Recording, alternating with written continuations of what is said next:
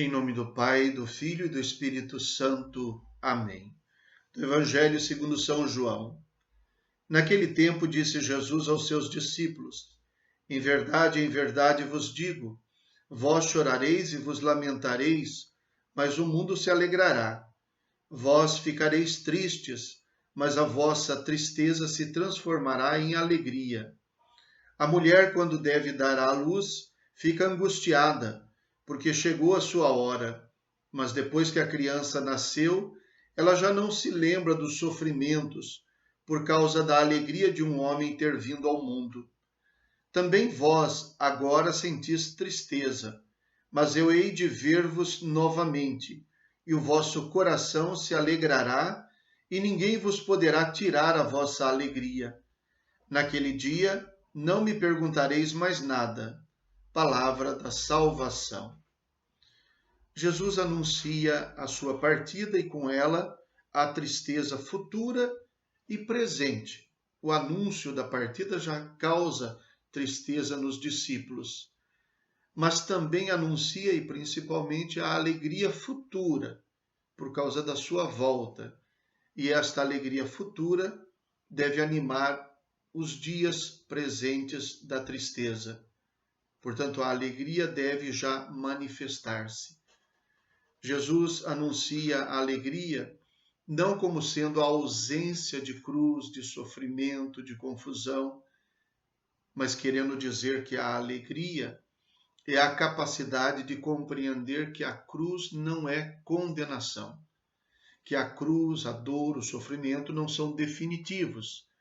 E principalmente, sobretudo no exemplo que ele nos dá hoje, que a dor, o sofrimento, a confusão, a cruz não são estéreis, mas são meios para obter a vida, a superação, a vitória.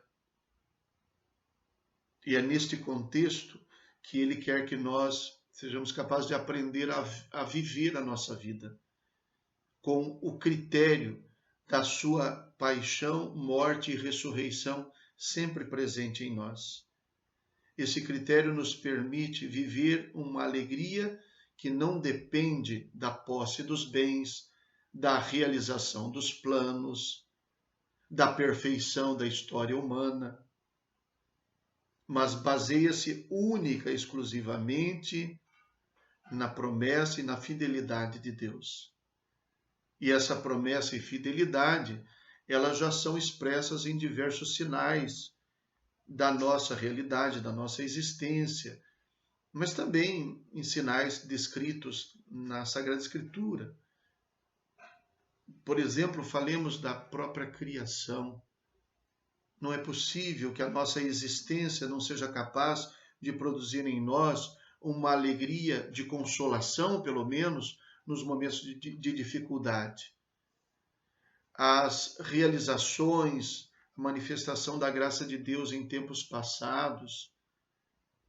Ora, Deus já me fez superar tantas coisas, já venci tantos problemas, lutei muito, quase desisti em algum momento, mas confiei em Deus e venci. Esses sinais das promessas e da fidelidade de Deus são o fundamento da nossa alegria. Devem animar a nossa história e fazer com que sejamos capazes de perceber que a história está grávida da salvação, que a minha vida e a minha existência trazem sempre em si, mesmo nos momentos de provação, de cruz, de sofrimento, um bem maior. Crer nisso é o fundamento da nossa alegria. E é exatamente esse convite que Jesus faz. A grandiosidade de trazer um filho ao mundo faz parecer pequenas, por assim dizer, ou irrelevantes, as dores do parto. O exemplo que Jesus dá é desta maneira. Eu pessoalmente já tive a oportunidade de assistir 2 vezes a um parto. E num deles foi um parto muito complicado. A mulher sofreu muito no momento. Estava fazendo um estágio no hospital. Me lembro que foi um parto dificílimo. E a mulher quase caiu em desespero no momento em que estava para dar à luz e não conseguia. Mas quando a criança finalmente nasceu e trouxeram a criança para ela ver, ela deu um sorriso, que quem visse aquele sorriso não saberia o que ela passou para que aquela criança fosse mostrada daquele jeito. Jesus, que conhece bem a natureza humana, nos dá um exemplo verdadeiro, um exemplo muito, muito real. Imaginar que também para nós os sofrimentos, as dores, as desilusões, até a morte, podem ser como que dores de parto. São Paulo diz isso em outro momento, né? Que a criação anseia pela manifestação dos filhos de Deus, gemendo como em dores de parto.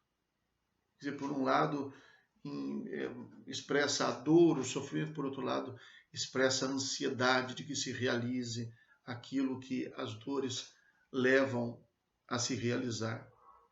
Assim devemos então olhar para a nossa história, para o nosso momento presente. Hoje nós celebramos a memória litúrgica de Santa Rita de Cássia, padroeira da comunidade do Jardim Diamante, e que, aliás, temos celebrado na novena, nas missas, todos os dias à noite. Por isso eu gostaria de convidá-los a rezar com a oração litúrgica de Santa Rita de Cássia. Ó Deus, grandeza dos humildes que fizestes Santa Rita de Cássia distinguir-se pela caridade e paciência, dai-nos por suas preces e méritos a graça de amar-vos sempre, carregando a cruz de cada dia. Por nosso Senhor Jesus Cristo, vosso Filho, na unidade do Espírito Santo. Amém. O Senhor esteja convosco. Abençoe-vos o Deus Todo-Poderoso, Pai, Filho e Espírito Santo. Amém. Fiquem com Deus.